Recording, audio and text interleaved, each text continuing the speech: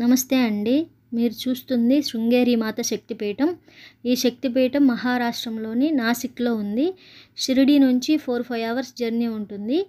ఈ అమ్మవారు 7 శక్తుల కలయికగా స్వయంభుగా వెలిసిన అమ్మవారు. ఒక్కసారైనా దర్శించవలసిన ఆలయము.